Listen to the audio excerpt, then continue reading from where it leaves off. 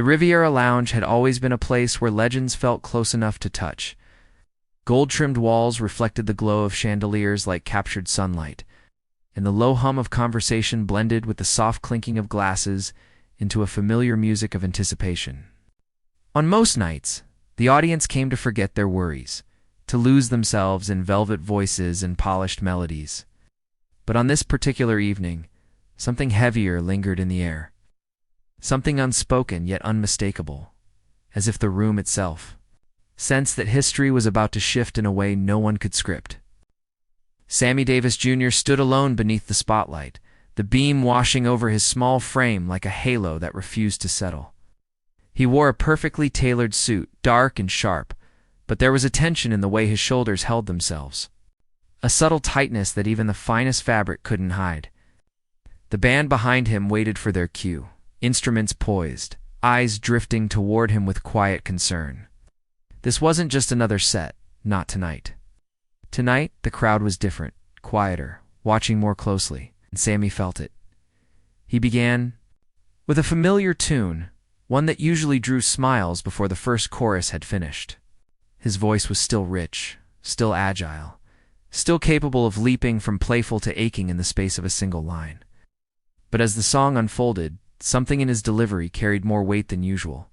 Each word landed slower, deeper, as though he were pressing pieces of himself into the music. Those close enough to the stage could see it in his eyes, the flicker of something between determination and exhaustion. Between pride and an old stubborn hurt that never quite learned how to sleep, the applause came. Polite at first, then fuller, louder. Sammy bowed his head, offering a grateful smile, yet he didn't step back. Instead, he let the silence stretch, just long enough for the room to grow uneasy. Then he signaled the band again. The next song was softer, slower. The kind of melody that didn't ask to be heard but insisted.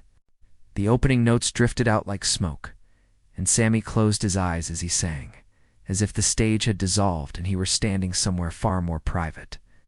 His voice thinned at the edges, not with weakness, but with vulnerability. It was the sound of a man who had spent a lifetime dazzling crowds, finally allowing them to see the weight he carried when the lights went dark.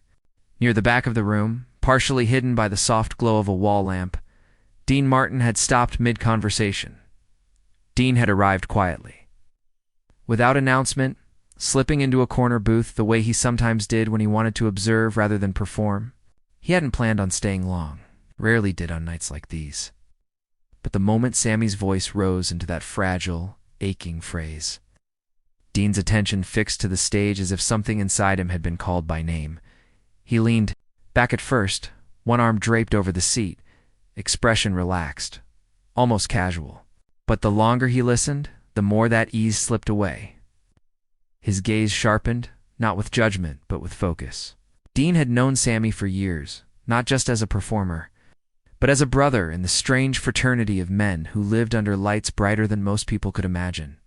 He knew the sound of Sammy's confidence. He knew the sparkle, the speed, the fire. What he was hearing now was different. This was a man singing past the audience. This was a man singing through. Something Sammy reached the end of the song and let the final note fade naturally, refusing the easy flourish. For a heartbeat, the room was utterly still. Then the applause came again, louder than before, yet threaded with something else. Respect. Yes, but also a kind of cautious relief, as though people were clapping not only for the performance, but for the fact that he had made it through the song at all. Sammy smiled, the practiced smile, the one he could summon in his sleep. But when he turned slightly to signal the band, his eyes drifted over the crowd, and, for the briefest moment, they met Dean's. Something shifted. Dean didn't smile back. He didn't lift a glass or nod casually, simply held Sammy's gaze, steady and unmistakably present.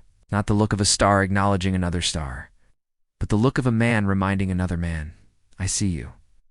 Sammy's breath caught so subtly, most would never have noticed.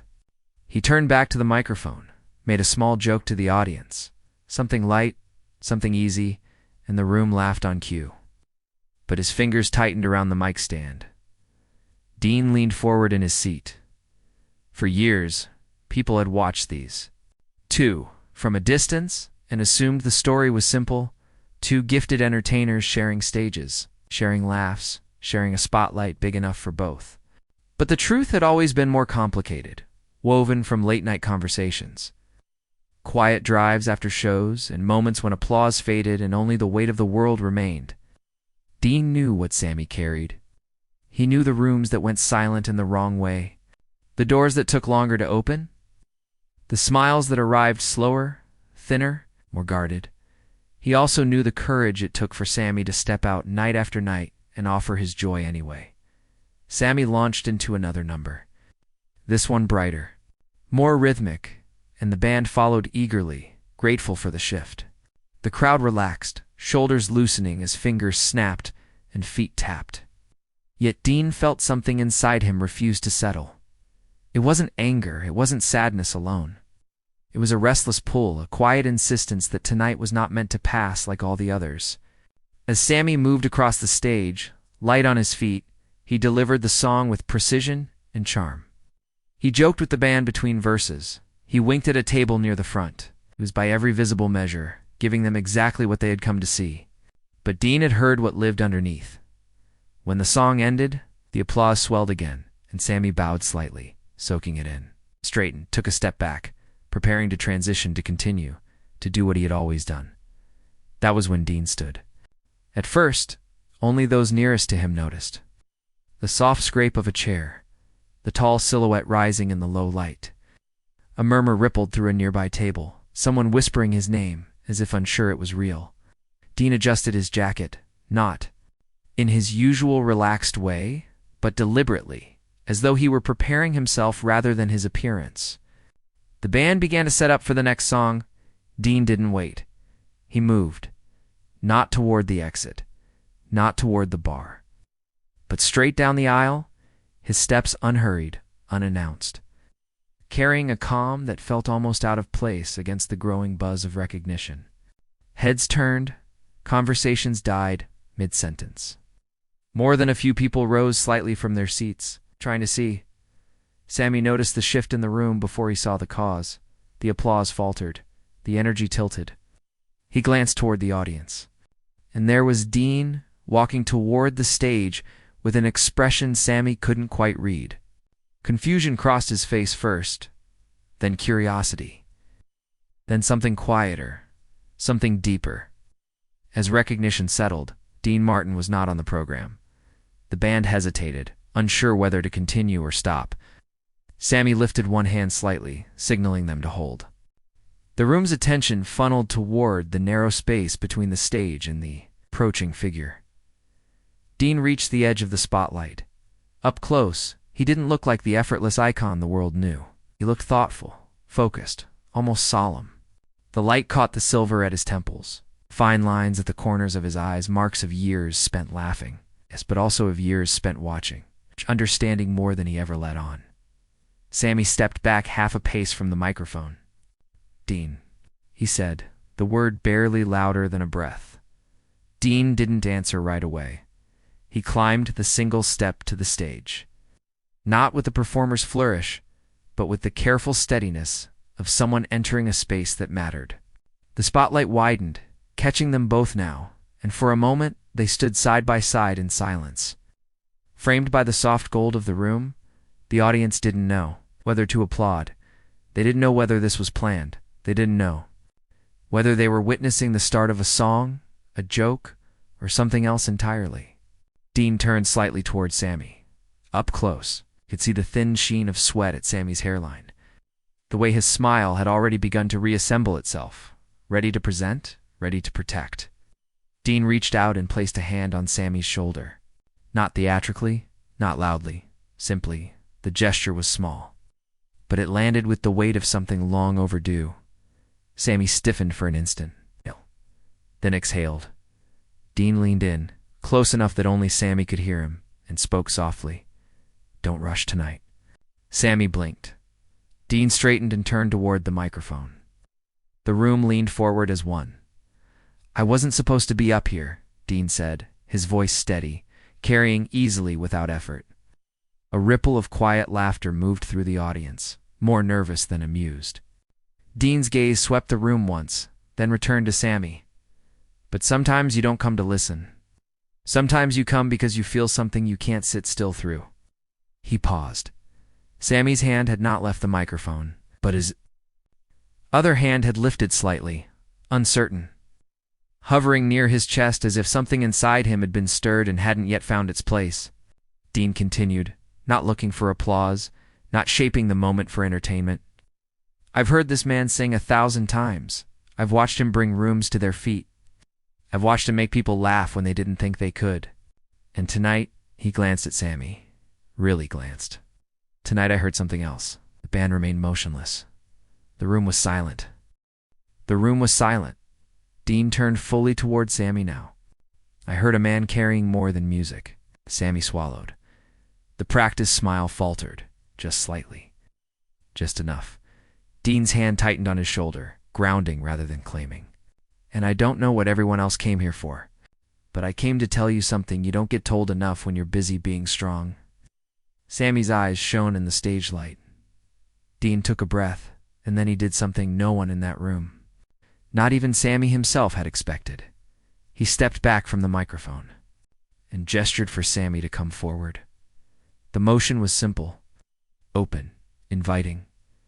Sammy hesitated. Dean nodded once. Gently, slowly, Sammy moved.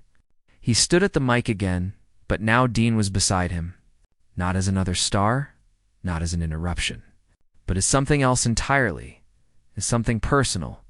The audience waited, and in that held breath, in that fragile space between performance and truth, the night quietly changed direction, because whatever Dean Martin had come to do, it was already clear. This was not about stealing a moment. This was about giving one back. Asterisk. No one in the Riviera Lounge moved. It wasn't the kind of silence that follows a punchline or a dramatic note. It was heavier, expectant, as though the entire room had been gently but firmly asked to step out of the role of audience and into the role of witness. The chandeliers still glowed, glasses still caught the light, but everything felt strangely distant now. Like props left behind after the real stage had shifted somewhere deeper, Sammy stood at the microphone. Dean beside him, that steady hand still resting on his shoulder. He could feel the warmth of it through the fabric of his jacket, solid and real. A quiet anchor in a moment that suddenly felt far more exposed than any performance he had ever given. For most of his life, the stage had been armor. Light, sound, rhythm, humor, all of it had formed a kind of shield between himself and the world. But now with Dean standing there not as a co-star, but as something closer to a brother, that shield felt thinner. Not broken, just open. Dean looked out over the room again, but this time his eyes didn't scan for reaction. They searched for understanding. "There's a difference," he said slowly, "between being applauded and being seen." His voice carried the calm certainty of someone who had learned that lesson the hard way. And sometimes the second one is harder. Sometimes it's the one we avoid, because it doesn't come with music behind it. A murmur moved through the crowd, not noise, but recognition. Sammy's fingers tightened around the microphone. He felt suddenly aware of his own breathing, the rise and fall of his chest, the faint tremor in his hand that no spotlight could hide from him. Dean's words were not dramatic. They were not polished. And somehow, that made them more dangerous to the walls Sammy had spent years building. Dean turned his head toward him. "You don't owe anyone another song right now." Sammy looked at him sharply, surprised. Dean continued, softer. "You've given enough for one night." The band members exchanged uncertain glances. This was uncharted territory. Performances were supposed to move forward, not inward. There was a schedule, a flow, a safe rhythm everyone understood. But what was happening on that stage now followed none of it. Sammy leaned closer to the microphone, tending to deflect, to make a joke, to smooth the moment back into something recognizable. He had done that 1,000 times before. But when he opened his mouth, what came out was not the line he'd prepared in his mind. "I don't know how to do anything else," he said quietly. The words seemed to surprise even him. They drifted out into the room, unadorned, without a melody to soften them. And in that instant, the space between performer and person narrowed. Dean didn't answer immediately. He studied Sammy's face, the familiar grin that had carried so many rooms, the eyes that had lit up so many stages, and now, the faint fracture running through both. He nodded once, slowly. "That," he said, "might be the truest thing you've said all night." A nervous ripple of laughter surfaced, but it didn't hold. It dissolved into something more thoughtful, more still. Dean shifted his stance, turning slightly so he and Sammy faced each other rather than the crowd. The spotlight followed, widening just enough to keep them both framed. "You learned to give before anyone taught you how to rest," Dean said. "You learned to shine before anyone told you that you were allowed to be tired." Sammy's jaw tightened. Memories stirred. Hotel corridors that felt colder than they should. Dressing rooms where the mirror seemed less forgiving. Laughter that sometimes arrived a fraction too late. He had always told himself it was the price of the life he'd chosen, the life he loved. But standing there now, hearing Dean speak what he rarely allowed himself to finish thinking, he felt something in his chest loosen, like a knot that had been waiting years for the right hand to find it. Dean glanced toward the band. "Fellas," he said gently, "don't go anywhere." They nodded, grateful for any instruction at all. Dean turned back to Sammy. "Do you remember?" he asked. "The first night we ever shared a stage?" Sammy huffed a quiet, almost disbelieving breath. "I remember thinking you were too relaxed to be real." A faint smile tugged at Dean's mouth. "And I remember thinking you were carrying the whole building on your shoulders." His expression sobered. "You still are." The audience listened, barely breathing. Dean stepped closer, lowering his voice, though the room still heard every word. "People see the light," he said. "They don't always see what it costs." Sammy's gaze dropped. The polished floor reflected the stage glow, blurring the edges of their shoes. He had never been afraid of crowds. He had faced rooms that felt openly hostile, rooms that had challenged his right to stand where he stood. He had faced them with jokes, with songs, with precision. What he had never learned to face easily was this, being spoken to without the buffer of performance. Dean reached up and, without ceremony, adjusted the microphone slightly downward, bringing it closer to Sammy's mouth. "You don't have to fill the space," he said. "Let it hold you for a second." Sammy closed his eyes. At first, nothing happened. Just the quiet hum of the building, the soft awareness of hundreds of people waiting. Then, slowly, he exhaled. The breath left him in a way that felt heavier than any note he had sung that night. When he opened his eyes again, they shone in the light, and this time, he didn't look away. "I don't know what people hear," he said carefully, as though testing the weight of each word before releasing it. "I know what I try to give them. Joy, energy, something to carry home. I know how to do that." He paused. "I don't always know what to do with what comes back." The honesty of it moved through the room like a slow wave. Dean nodded. "That's because applause is loud," he said, "and understanding is quiet." Sammy let out a small, almost embarrassed breath of laughter. "You always did have a way of making things complicated." Dean smiled faintly. "You always had a way of making them look easy." The room softened. Then Dean did something again that no one expected. He removed his hand from Sammy's shoulder and took a step back. For a split second, Sammy felt the absence of that contact like a sudden drop in temperature. His instinct was to straighten, to rebuild, to step back into the familiar role. But Dean hadn't withdrawn. He had made space. Dean turned to face the audience fully now. "We spend a lot of nights," he said, "watching people stand under lights and give us their best. We clap. We cheer. We go home." He paused. "But sometimes the best thing we can give back isn't noise." A hush fell deeper than before. Dean turned again to Sammy, but he didn't touch him this time. He looked at him the way one looks at someone who is about to take a step that cannot be rehearsed. "Sing something," he said, quietly, "that you don't sing for them." Sammy frowned slightly. "Dean, this isn't I know," Dean said gently. "That's why." The band waited, the crowd waited. Sammy stared at the microphone as if seeing it for the first time. All night, it had been a tool, a conduit, a bridge between him and them. Dean was asking him to use it differently. Not as a spotlight, but as a mirror. He swallowed. "There's a song," he said slowly. "I only ever sing when the room is empty." Dean inclined his head. "Then it won't be empty anymore." Sammy hesitated. Years of instinct pressed against the moment, urging him to protect, to polish, to perform. But another feeling moved beneath that instinct now, a quiet, almost frightening pull towards something truer. He turned to the band. "Just piano," he said. The pianist nodded, fingers finding the keys with a gentleness that suggested he understood the weight of the request. A single, tentative chord sounded. It was softer than anything that had come before. No flourish. No introduction. Just a note that seemed to settle into the room rather than announce itself. Sammy closed his eyes again when he began to sing. His voice was different. Not weaker, but closer. The melody unfolded slowly, like a confession told in pieces. There was no dramatic phrasing, no theatrical pause designed to earn applause. It was as if he were singing to the space between himself and Dean, and the audience simply happened to be there.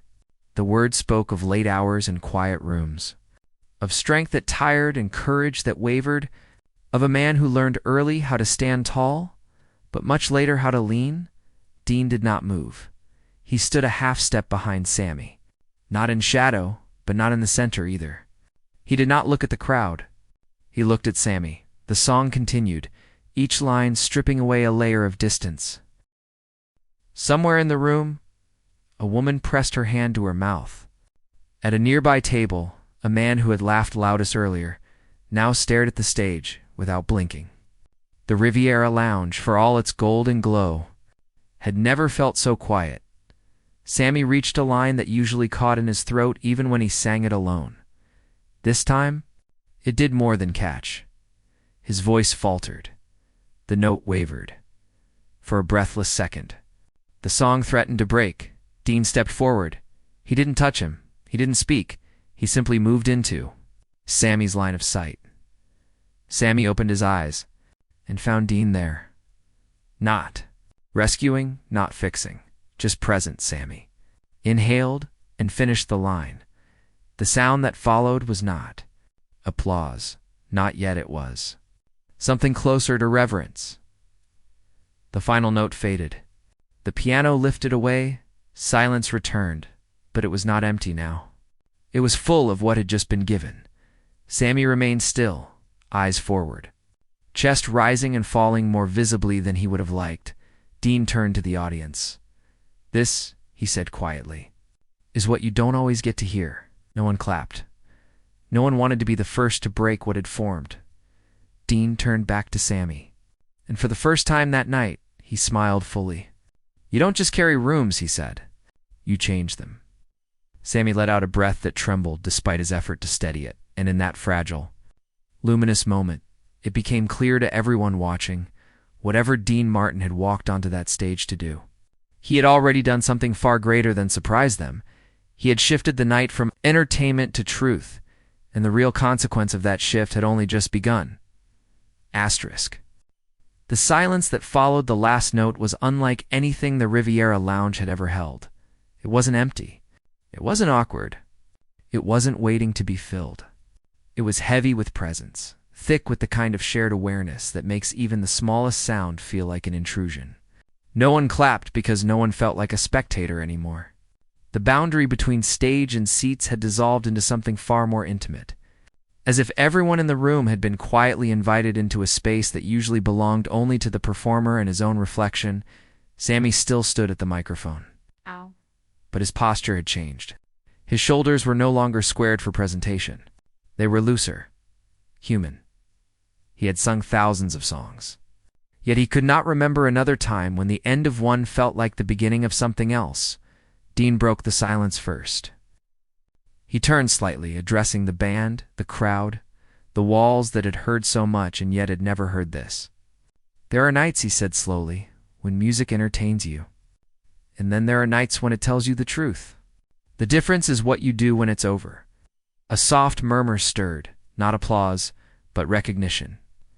Dean stepped back again, leaving Sammy alone at the center of the light, not abandoned and trusted, The spotlight tightened almost imperceptibly. Focusing on him as though the room itself were holding him in place, Sammy swallowed. For a moment, it seemed he might return to the comfort of humor, to the familiar armor of charm. The audience could feel that possibility hovering, ready to reassemble the night into something safe. But instead of reaching for it, Sammy lifted his free hand. Palm open, not to quiet the room, but to steady himself. "I've been on stages since I was a kid," he said. His voice was calm, but there was something raw beneath it, something newly uncovered. "They taught me early how to stand in light, how to hit a mark, how to smile, even when the song inside me was different from the one I was singing." He paused, eyes drifting briefly toward the piano, then back to the crowd. "When you grow up under lights, people get very good at seeing you, and you get very good at hiding." The words did not sound rehearsed. They sounded discovered. Sammy shifted his weight, as if feeling the stage beneath him for the first time. "Most nights, I come out here knowing exactly what's expected of me. Energy, precision, joy. I know how to deliver that. I've made a life out of it." He breathed in slowly. "But I didn't always make a life out of myself." A ripple moved through the room, subtle but unmistakable. Sammy glanced to his side. Dean met his eyes, offering no cue, no rescue, only attention. It was enough. "There were a lot of rooms," Sammy continued, "where I learned to be twice as bright, just to be allowed to stand there. A lot of smiles that weren't answers. A lot of applause that didn't mean welcome." His voice did not sharpen. He did not accuse. He simply stated, and the simplicity of it carried more force than any raised tone could have. The Riviera Lounge, for all its elegance, suddenly felt like a memory palace of 1,000 unspoken histories. Men and women shifted in their seats, not uncomfortably, but thoughtfully, as if something old were being gently stirred. Sammy's gaze softened, and when you live long enough inside that kind of noise, you start to mistake motion for belonging. You start to believe that if you keep moving, if you keep giving, if you keep entertaining, you won't have to ask yourself the questions that wait for you when the music stops. He fell quiet. No one rushed him. Dean felt something tighten in his chest as he watched Sammy stand there. Not as the dazzling figure so many knew, but as the man behind him, the one he had shared late meals with. Quiet rides, long conversations that drifted far from the stage. He knew there was more coming. He could feel it in the way Sammy's hand trembled faintly at his side, in the way his breathing deepened, preparing not for a note, but for a memory. "There was a night," Sammy said finally, "a long time ago, when I walked off a stage and couldn't remember who I was supposed to be when the curtain closed." A faint, collective intake of breath moved through the crowd. "I had done everything right," he went on. "The songs were good. The jokes landed. The applause was strong. But when I reached the hallway, when the lights thinned and the sound dropped away, I felt empty. Not tired. Not sad. Empty. Like I had given something away and forgotten to keep any of it." He looked down at his hands, flexed his fingers once, as though testing their reality. "That scared me more than any bad review ever could." The room leaned closer. Dean took a half step forward, not to interrupt, but to be near. Sammy did not look at him, but he felt him there, and something in that nearness steadied the air. "I didn't know who to tell," Sammy said, "because I didn't know how to say it without sounding ungrateful, without sounding like I didn't understand how lucky I was." He lifted his eyes again, meeting the audience now not as a crowd, but as people. But gratitude doesn't cancel loneliness, and success doesn't teach you how to be known. Somewhere near the back, a glass was gently set down. The small sound seemed loud in the stillness. Sammy inhaled slowly. "The first person I ever said any of this to," he continued, "wasn't a doctor, wasn't a producer, wasn't anyone who could fix it." His gaze drifted unavoidably to Dean. Dean felt the eyes of the room shift toward him, but he didn't move. "It was him," Sammy said. Dean exhaled quietly. "I didn't come to him with a song," Sammy went on. "I didn't come with a joke. I didn't even come with a story. I came with a question I was afraid to ask myself." He paused. "I said, what do you do when the stage stops feeling like home? The room waited. Dean's jaw tightened slightly, remembering. And he didn't answer right away, Sammy said. He just sat there. Let the question sit between us. And then he said something I didn't understand at the time. Sammy's lips curved faintly. He said, "Maybe it's not supposed to be a home. Maybe it's supposed to be a doorway." A hush deepened. Sammy nodded once, as if acknowledging a truth that had taken years to settle. I didn't know what he meant. I only knew that the way he said it made me feel less alone with it. Dean finally spoke, his voice low, not to take the moment, but to meet it. "You don't walk through doorways by yourself," he said simply. Sammy turned to him. "No," he agreed. "You don't." They stood there, two figures framed by light. The space between them, carrying more history than any script could hold. Sammy turned back to the crowd. "I'm telling you this," he said, "because tonight wasn't about a song. And it wasn't about a surprise. It was about something that keeps getting mistaken for weakness when it's actually the beginning of strength." He gestured lightly, not outward, but inward, toward his own chest. It was about letting someone see past what you're good at, and into who you are when you're not performing. The band members watched, instruments forgotten in their hands. Sammy's voice lowered. "We spend a lot of time trying to earn places in the world. Earn rooms. Earn applause. Earn permission. But the moments that change us don't usually feel like earning." He looked at Dean again. "They feel like being met." The word settled. Met. Not rescued. Not praised. Met. Dean nodded once. Sammy faced forward again. "Tonight, he didn't walk up here to sing. He walked up here to stand with me." He paused. "And that's harder to do than any duet." Something in the crowd finally broke. Not into applause, into a sound that wasn't a sound at all, a collective exhale. As though the entire room had been holding something for longer than it realized. Dean stepped closer to Sammy now, standing beside him, equal in the light. "You think people come to hear voices?" Dean said quietly. "But what they remember is when someone lets them hear a heart." Sammy's eyes shone, but he didn't look away this time. "Then maybe tonight," he said, "we didn't just give them a show." Dean's mouth curved, just slightly. "Maybe tonight we gave them permission." The audience stirred, but still did not applaud. It was as though clapping would have been too small, too simple a response to what had unfolded. Something else was forming instead. Something heavier. Something that did not dissipate when hands came together. Sammy glanced toward the pianist. "Can you play something?" he asked softly. "Anything." The pianist nodded. Fingers touching the keys with care. A low, gentle progression filled the room. Not a song so much as a foundation. Sammy turned back to the microphone. His next words, whatever they would be, felt like they were standing at the edge of two, something that could no longer be undone, and neither man could yet see where they would lead. Asterisk. The piano did not announce itself. It entered the room the way a memory does, gently, without asking permission, settling into the spaces where sound had been. The notes were simple, almost hesitant, as though even the instrument sensed that this moment did not belong to performance. They drifted beneath the stage lights, wrapping themselves around the silence Sammy and Dean had shaped, not to fill it, but to hold it. Sammy stood at the microphone, listening, not for tempo, not for his cue, but for himself.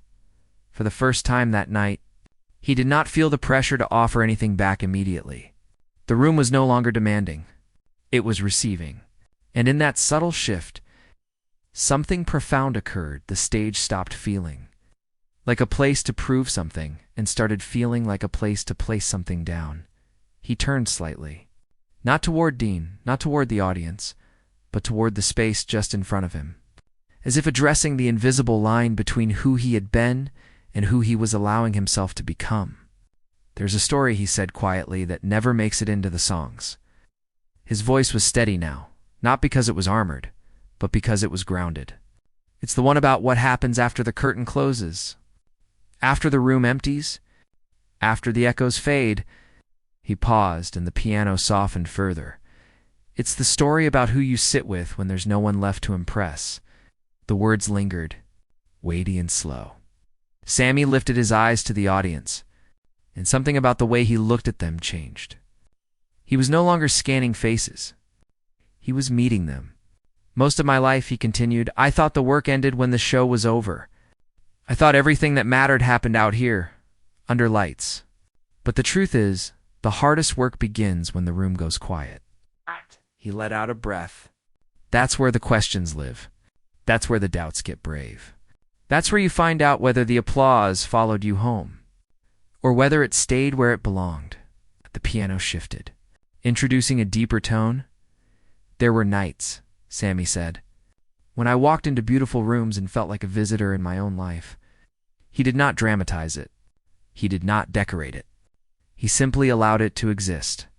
And on those nights, I didn't need a bigger crowd. I didn't need a better review. I needed someone who wasn't impressed. A faint, thoughtful murmur moved through the audience. Sammy's gaze found Dean. I needed someone who would sit across from me when the jokes were gone, and not rush to replace them. Dean did not smile. He nodded. That's what he did, Sammy said. Not once. Not when it was convenient. But over and over, when there was nothing in it for him but the truth. Dean inhaled quietly. Sammy turned back to the microphone. So if tonight has been anything, he said, it hasn't been a performance. It's been a reminder. He let the words settle. A reminder, he repeated, that no matter how bright the light gets, it was never meant to be lived in alone. The piano held a low, sustained note. Dean stepped forward then, not into the spotlight, but into the space between Sammy and the microphone, not to take it, to share it. There's something people don't understand about standing next to someone who shines, he said. They think it's about reflection, about borrowing light. He shook his head faintly. It's not. It's about making sure they don't burn alone. The simplicity of the words landed harder than any flourish could have. Dean turned his head slightly, looking out at the audience, then back at Sammy. We get taught a lot of ways to be strong, he continued. We don't get taught many ways to be honest. Sammy's mouth curved faintly, not in humor, but in recognition. And honesty, Dean said, is heavier than applause. It asks more of you. It doesn't end when the sound stops. He stepped back again. Leaving Sammy at the center, the piano began to shape something new, not a song, but the possibility of one. Sammy closed his eyes. When he began to sing, it was not the song from earlier. This one was slower, lower, the kind of melody that doesn't reach upward but inward. The words were few, repeated, almost prayer-like. They spoke of rooms that empty and hands that remain, of voices that fade and one that stays. He did not stretch for notes. He did not decorate them. He placed them carefully as though setting something fragile down where it could not be easily broken. The audience listened, not as a crowd, but as a circle. As the song unfolded, something extraordinary happened. People stopped watching the stage and started watching themselves. A woman in the front row reached for her husband's hand without looking. A man near the aisle leaned back, eyes closed, jaw set, as if holding something old and heavy and newly named. The Riviera Lounge, for all its elegance, had become something else entirely. A shared interior. Sammy reached the final line and let it linger. Barely voiced, the piano fell away. This time, the silence did not resist what came next. Applause rose, but not the kind that explodes, the kind that builds. It began with a few hands. Tentative, almost careful, then spread outward. Layered with standing figures, with nodding heads, with expressions that did not ask to be entertained, but wanted to say, simply, thank you. Sammy stood very still. Dean watched him, not the crowd. And in that watching, he saw something he had not seen before. Not just the performer being received, but the man being met.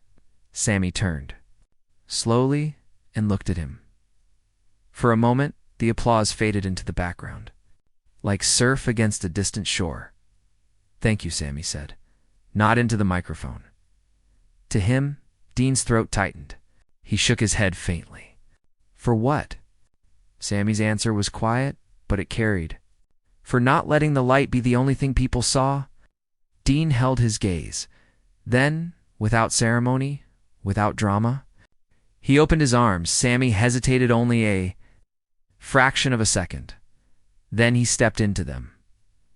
The embrace was not theatrical. It was not held for cameras. It was brief, solid, and real. When they separated, something in the room changed permanently. The applause swelled again, but now it was different. It was not only for what had happened on the stage, it was for what had been allowed to happen within it. Sammy turned back to the microphone one last time. "If you take anything with you tonight," he said, "don't let it be a song." A faint, gentle smile touched his lips. "Let it be the question," he paused. "Who sits with you when the music stops?" The words settled into the room, into the people, into the quiet places they would return to.